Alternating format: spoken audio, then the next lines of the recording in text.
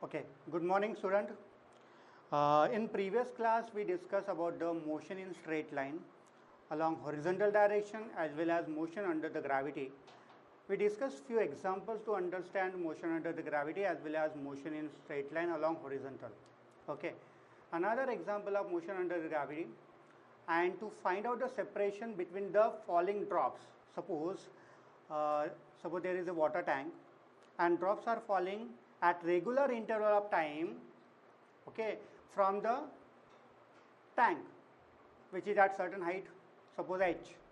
And if you want to find out what is the height of tank by counting how many number of drops are falling at regular interval of time, you can easily find out height of the tank by observing the drops are falling at regular interval of time. Let us see how we can determine the height of the tank by this observation. Okay. Similarly, you can find out the separation between the drops at any point of time. Okay. So we'll see that if there is a leakage in the tank and drops are falling at regular interval of time. Suppose this is the drop. Okay. Now when the first drop start falling, okay, so its initial velocity becomes 0 because it start falling, its initial velocity u equal to 0. Okay, and it is falling from this height. I can take this height which is equal to the height of the tank, capital H. Okay, now if I say that 4 drops are falling at regular interval of time. Okay, suppose 4 drops are falling at regular interval of time. That regular interval may be 1 second, maybe 2 seconds, that I don't know. Okay, so I will consider it is 1 second for time being. So it is easy to understand this separation of drops. Okay, so I will take regular interval as t equal to 1 second, regular interval of time, regular interval as 1 second. You can take 2 seconds also, you can take 5 seconds also, it can be, that depends on the given problem. It can be 0.5 second also, doesn't matter, right? So suppose this is the first drop. Okay, after some time it will be here, after some time it will be here, after some time it will be here. Okay, so I have said that 4 drops are falling at regular interval time. When the first drop reaches the ground, when first drop reaches the ground, this is first drop, right? So fourth drop just start falling from this height, correct? It means the first drop is here, so second drop will be somewhere here. Okay, and third drop will be somewhere here. This is fourth drop. This is third drop, this is second drop. Okay, separation might be different. I am not shown here. I can show the separation also, but how can I say that separation? What would be the separation between them? Okay, तो initially मुझे पता नहीं है, तो I cannot say कि what is the separation. तो मैंने ऐसे बता दिया कि these are the 4 drops which are falling at regular interval time.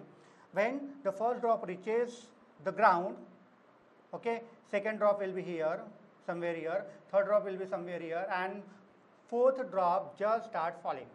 Okay, so tell me what is the displacement of drop after, okay, first interval, time interval t. अगर मैंने t ले लिया, t equal to 1 second, initial velocity इसको मैंने s1 का है ना, suppose this is s1, s1 equal to क्या हो जाएगा, initial velocity is 0, I can use that initial y1 ले लेते, you can take y1 also because we have taken y1. I will take y1, this is y1, y1 becomes minus half of gt square because u equal to 0, initial velocity is 0, so y1 becomes minus half of gt square. This will be equal to, I can take only length, magnitude. If I substitute value of t here, 1 second, I have said that drops are falling at regular interval time and t equal to 1 second, so this will become minus 1 by 2 into 10 into 1 square, this is equal to 5 meter. Okay, I am taking magnitude, so it will be 5 meter. Okay, now if I take a second drop, position of second drop, this will be after 2 seconds because they are falling at regular interval time. y2 will be equal to minus 1 by 2 g2 square, this will be equal to 20, minus 20 meter. Got it? The position of second drop position of second drop up to 2 seconds will be here, and position of first drop after 3 seconds, because it will take 3 seconds to reach this point. If 4 drops are falling at regular interval time, so y3, this is y3, right? This is your y2 and this is your y1. So y3 will be equal to minus 1 by 2 g 3 second square. This will become minus 45. I have substitute value of, you can substitute value of g here 10, 3 square 9. So you can calculate it is equal to minus 45 meter. Okay. So what we have got? We have got the displacement of first drop after 3 seconds, that is equal to minus 45. Now displacement minus 45, but distance traveled by the drop will be equal to 45. Okay, distance traveled by the second drop after 2 seconds will be equal to minus 20. Okay, distance traveled by the third drop after 1 second will be equal to minus 5, and fourth drop just start falling, right? Okay, now if I want to find out what is the separation between them, so how will I find out separation between the first and second drop, second and third drop, and fourth and fifth drop? Separation between, tell me, fourth and third drop. Separation between fourth and third drop. Separation between fourth and third drop will be equal to y1. Directly I can write down magnitude of y1, right? So this will be equal to 5 meter. Similarly, separation between this first case, second, third drop and second drop. Separation between third drop and, so this will be equal to, how will you calculate separation between? So first we have to take y2 minus y1 अगर किया तो I can get this one, बराबर है, तो ये मुझे मिल जाएगा, बराबर है. तो this will be equal to, what is that, y2 minus y1. Okay, so take a magnitude, right? So y2 will be equal to 20 minus y1 will be equal to 5. This becomes 15 meter. Magnitude लेना है. Third, separation between, कौन सा निकालना है अभी, first and second, first और second and first drop, that will be equal to y3 minus y2, and this is equal to 45 minus 20, that becomes 25 metre. Okay, so I got the separation between this separation, this is another separation, this is the separation. So I got the separation between each and every drop. If I take a ratio of this one, I can call it, इसको मैं कह सकता हूँ separation between fourth and third drop. इसको मैं कहूँगा as first, this is as second, and this is as third. If I take this, or you can call it, I can call it, this is y1 को मैं h नाम दे देता हूँ, h. Suppose this is h also. So this becomes, if h equal to 5, this is equal to 3h, this becomes equal to 5h, correct है? So if I take a ratio of this one as first is to as second is to as third is equal to 5 is to, बराबर है, 5 is to, tell me, 20 is 15, sorry, 15 is to 25, or it can be written as h is to, correct, 3h is to 5h, that is equal to 1 is to 3 is to 5. If I find out the separation between the drops, it will be, यहाँ से हम separation निकालेंगे, बराबर है? तो separation between fourth and third drop is बराबर h. Separation between third and fourth drop is equal to 2h, 3h, and separation between second and first drop is 5h. Okay, when the four drops are falling at regular interval time, the ratio of their separation, देखो थोड़ा सा उल्टा हो रही है, बराबर है? मैंने s first किसको कहा, जो जस्ट स्टार्ट हो रहा है फॉल होना, बराबर है? S4 और S3 के बीच में S फर्स्ट मैंने कहा, बराबर है? थर्ड और सेकंड को मैंने कहा S second, and second and first को कहा S थर्ड. ओके, तो this is the way you have to remember. और उल्टा भी ले सकते हो, उससे कोई फर्क नहीं पड़ेगा।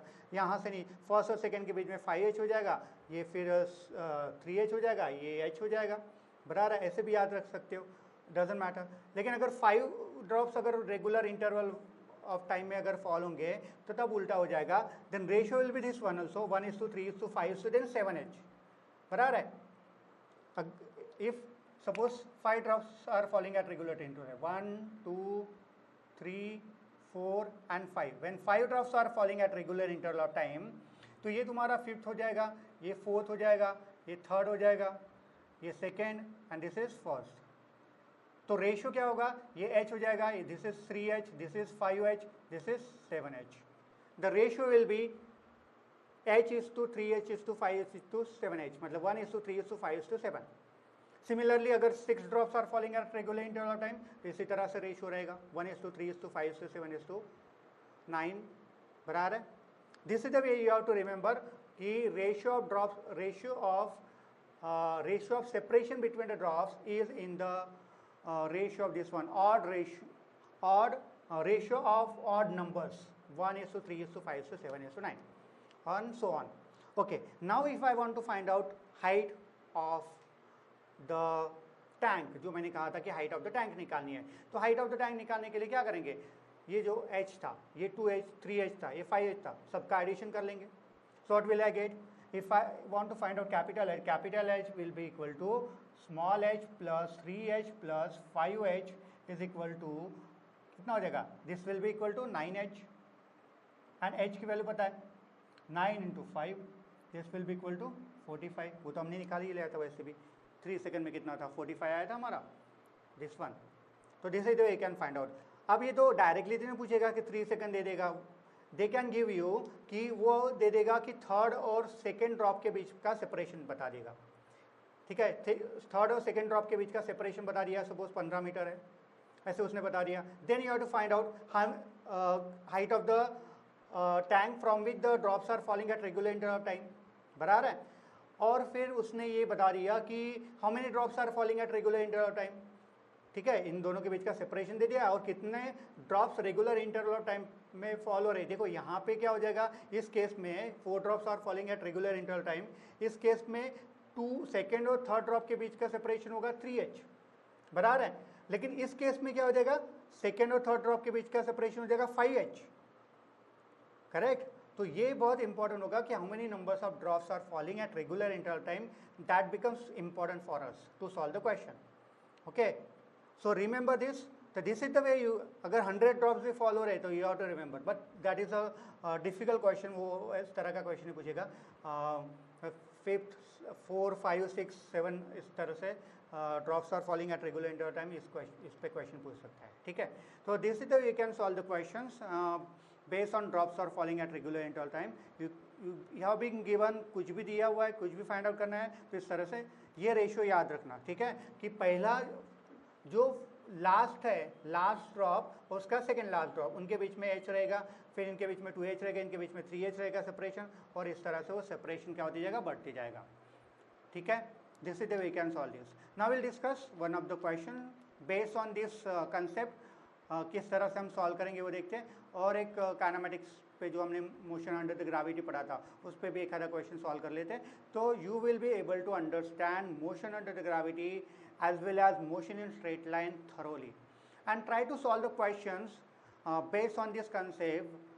SC भी सॉल्व, SC वर्मा सॉल्व कर सकते हैं, NCERT सॉल्व कर सकते हैं। NCERT के क्वेश्चन पहले सॉल्व कर लो, that will give you confidence, और फिर SC वर्मा आप सॉल्व कर सकते हो।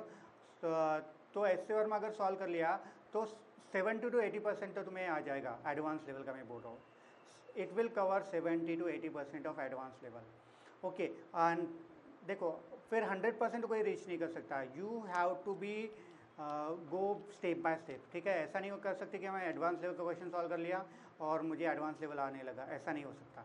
You have to go step by step, first all NCERT, then SCB, then you can take any book, okay. Okay, so let us discuss this question to understand this concept, okay. So क्या कहा गया कि water drop falls at regular interval of time from the tap which is 5 metre above the ground, मतलब there is a tap है ना, वहां से water गिरते जा रहा है, देयर इज अ टैप, वहां से water drops are falling at regular interval time which is 5 metre above the ground. तो ये डिस्टेंस दिया हुआ है 5 मीटर। ओके, फिर क्या कहें, third drop is living the tap, when third drop, this is the third drop living the tap at the instant first drop reaches the ground. जब first drop ground पे reach करता है, this is ground, तो third drop just start falling down. Okay, मतलब यहाँ पे 3 drops बोला है उसने कि 3 drops are falling at regular interval time. तो फर्स्ट ड्रॉप यहाँ पे, तो second drop will be somewhere here, बराबर है, ये सेकंड ड्रॉप होगा and this is your first drop. Okay, तो ये सेपरेशन हमें निकालना है, क्या निकालना है वो लिखा होगा। So first drop reaches the ground, how far about the ground, how far about the ground is second drop at that instant, मतलब उस पर्टिकुलर इंस्टेंट पे ये जो सेकंड ड्रॉप है वो ग्राउंड से कितने डिस्टेंस पे है, तो ये तुम्हें डिस्टेंस निकालना है। ओके, अब यहाँ पे देखो हाइट तो 5 मीटर है और यहाँ पे हमने कहा था 5 मीटर आ रहा है, ये इतना 5 मीटर आ रहा है, एक दो फर्स्ट ड्रॉप का बीच का डिस्टेंस, बट यहाँ पे regular interval time may not B 1 second, it may be less than 1 second, क्योंकि 1 सेकंड में तो 5 मीटर डिस्टेंस ट्रैवल करता है। देखो 1 सेकंड में 5 मीटर डिस्टेंस ट्रैवल कर रहा था, बराबर है। अब यहाँ पे तो 3 ड्रॉप्स रेगुलर इंटरवल टाइम पे जा रहे हैं, correct. So this time interval may not be 5 second, that we have to find out how much is the time interval. Okay, but again I can find out कि ये total displacement अगर 5 metre दिया है, तो 5 metre दिया है तो I can find out time interval कितना, मतलब टोटल टाइम कितना लगेगा उसको, ठीक है। सो यहाँ से अगर मैं कहूँ कि इनिशियल वेलोसिटी 0 है, करेक्ट, और मुझे डिस्प्लेसमेंट दिया हुआ है h इक्वल टू कितना होगा, या डिस्प्लेसमेंट y ले लेते, y will be equal to -5, because this is our reference point. याद रखो displacement below the reference point is negative, तो होगा -5, बराबर है, y equal to -5। So we have the equation y equal to ut minus half of gt square, initial velocity 0, u is -5, बराबर है, minus half of g की value 10 ले लेते हैं इंटू टी स्क्वायर। ओके, तो t की value यहाँ से क्या मिल जाएगी, can substitute value, minus cancel हो जाएगा, this will be equal to 1 second, solve कर लो, ये 1 सेकेंड आ जाएगा, बराबर है। तो t equal to 1 second again. Okay, t equal to 1 second है, इसका मतलब ये रेगुलर इंटरवल टाइम कितना होगा, 0.5 सेकेंड, बराबर है कि नहीं, ये 0.5 second, because drops are falling at regular interval time, तो ये 0.5 सेकेंड होगा, ये 0.5 सेकेंड हो गया। तो हम ये पता कर सकते हैं कि ये 0.5 सेकेंड में कितना डिस्टेंस ट्रैवल करेगा, ये वाला, तो क्योंकि ये डायरेक्टली आप 0.5 सेकेंड में नहीं निकाल सकते, क्योंकि यहाँ पे इनिशियल वेलोसिटी पता नहीं है मुझे, रिमेंबर दिस वन, लेकिन यहाँ पे इनिशियल वेलोसिटी पता है, यहाँ पे इनिशियल वेलोसिटी कितनी है, 0। तो मैं अगर ये डिस्टेंस निकाल लो, distance between third and second drop, तो I can easily find out this distance. Okay, तो पहले हम क्या निकाल लेंगे, what is the distance between the third and second drop. Okay, so our regular time interval is half second, बराबर है। So I can find out what is this distance, इसको मैं y1 ले लेता हूँ, suppose this is y1, this is y2, तो y1 will be equal to initial velocity 0, तो minus half of g t1 square, ठीक है, t1 ले लिया half second, so y1 will be equal to -5, t1 की वैल्यू कितनी है, half second, 1/4, बराबर है। So this is equal to -5/4, correct. ये -5/4 आ गया, तो ये -5/4 मतलब 1.25, करेक्ट। ये लेकिन अगर मैं डिस्टेंस की बात करूँ, separation will be equal to 5/4 metre.